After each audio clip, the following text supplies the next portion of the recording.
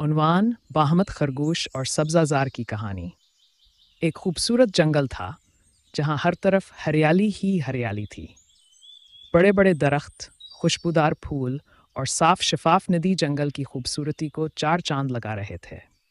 इसी जंगल में बहुत सारे जानवर भी रहते थे, जिनमें हाथी, बंदर, परिंदे, हिरन और एक खरगोश भी शामिल था।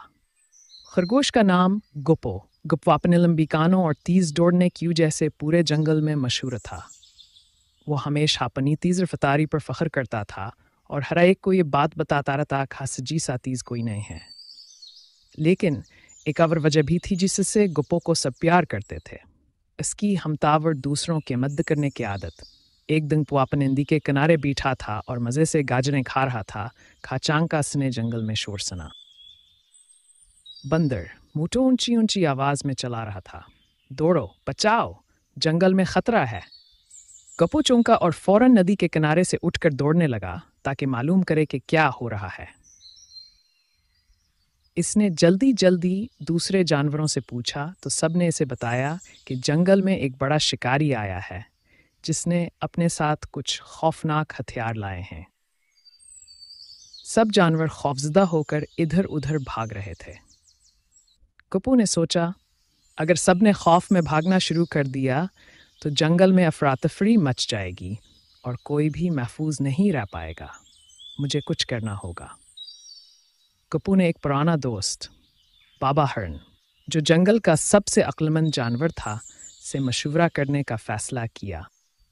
बाबा हिरन जंगल के एक कोने में रहता था और सब जानवरों को मुश्किल वक्त में मदद फराहम करता था। गुप्पो तेज दौड़ता हुआ बाबा हिरन के पास पहुंचा और सारा हाल सुनाया। बाबा हिरन ने गुप्पो की बात गौर से सुनी और कहा, शिकारी की आमद जंगल के लिए बहुत खतरनाक है, लेकिन खौफ में भागना मसले का हल नहीं है। हमें होशियारी से काम लेना होगा। अगर हम मिलकर कोई हुकमत अमली बनाएं तो हम शिकारी को रोकते हुए जंगल को बचा सकते हैं। गुप्पो ने कहा, बाबा, हम क्या कर सकते हैं? शिकारी के पास हथियार हैं और हम सब तो बेबस हैं। बाबा हिरन ने मुस्कुराते हुए कहा, हम हथियारों का मुकाबला हथियारों से नहीं करेंगे, हम दिमाग से काम लेंगे। तुम्हें एक काम करना होगा, तुम जाओ और जंगल के दूसरे जानवरों को इकट्ठा करो।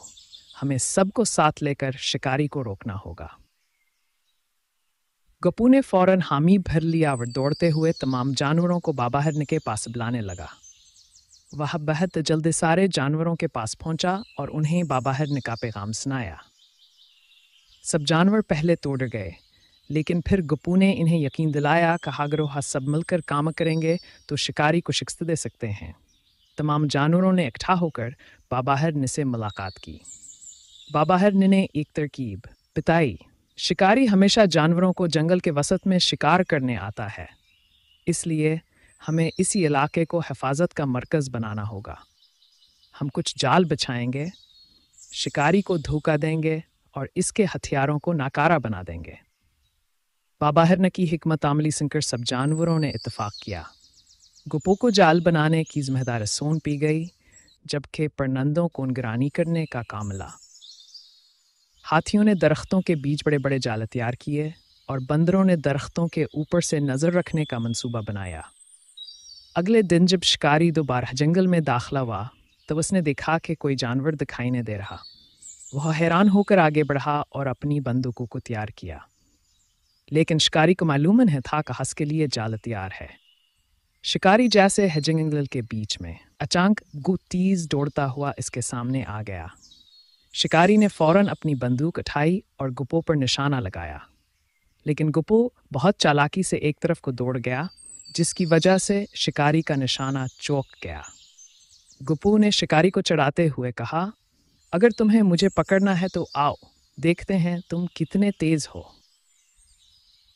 शिकारी गुस्से में गुप्पो के पीछे दौड़ने लगा। गुप्पो तेज दौड़ते हुए शिकारी को जंगल के वस्त की तरफ ले गया, जहां बड़े बड़े जाल लगे हुए थे।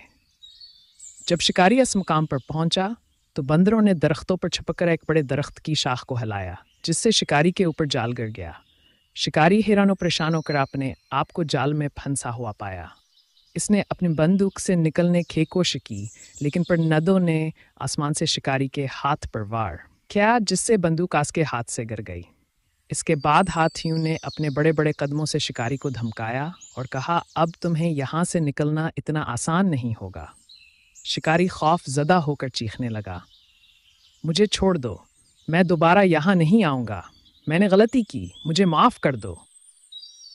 گپو نے مسکراتے ہوئے کہا، ہم تمہیں معاف کر سکتے ہیں، لیکن ایک شرط پر۔ تمہیں وعدہ کرنا ہوگا کہ تم کبھی بھی ہمارے جنگل میں دوبارہ نہیں آؤ گے اور کسی جانور کو نقصان نہیں پہنچاؤ گے۔ شکاری نے فوراً وعدہ کیا اور بابا ہرن نے اسے چھوڑنے کی اجازت دی۔ شکاری جنگل سے بھاگتے ہوئے چلا گیا اور کبھی دوبارہ واپس نہ آیا۔ اس دن کے بعد جنگل کے تمام جانور گپو کی ہمتاور بابا ہرن کی عقل مندی کی تعریف کرتے رہے۔ گپو نے سب کچھ کھا دیکھا اتحاد میں کتنی طاقت ہوتی ہے اور کہ ہمتاور حکمت کے ساتھ ہر مشکل کا مقابلہ کیا جا سکتا ہے۔